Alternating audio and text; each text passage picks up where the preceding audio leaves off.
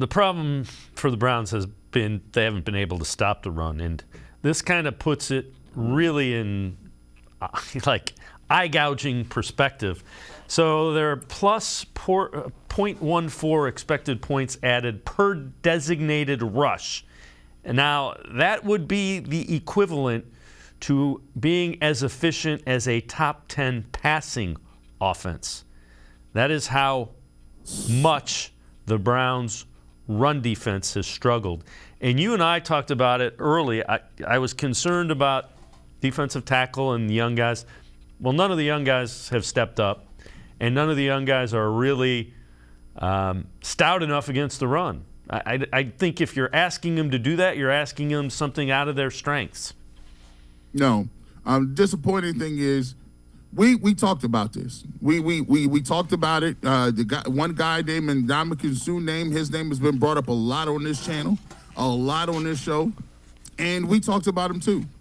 You look at Jordan Elliott, you look at Tommy Togiai, you look at Taven Bryan, you look at all these guys that have been rotating in. And Chase Winovich, we haven't seen him much. And when he is out there, I don't know what he's really giving you.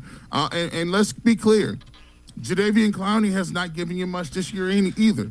You take a look at his production totals as far as what he's done in getting after the quarterback. Also, his production in stopping the run. Nothing has looked good up front. And we kind of knew this going into the season. I told people like this. I said I would hate to throw this out there, but I've coined the term on Ultimate Cleveland Sports Show. This year, to me, due to the lack of moves and the lack of actual making adjustments to the defense, I literally can only come to the conclusion that this was a what we would call a gentleman's punt on this year. I don't know if after that 11-game suspension came down, I think it was a gentleman's punt. They said, listen, hey, we're not Nick Chubb. We're not going to waste, all the rest of the tread off Nick Chubb's tires. We're only going to give him 20 carries or less. We're not going to be doing it, trying to run to get the ball. We want to see what's going on with some of these younger guys, maybe Jerome Ford. We're going to slowly phase Kareem Hunt out of the playbook.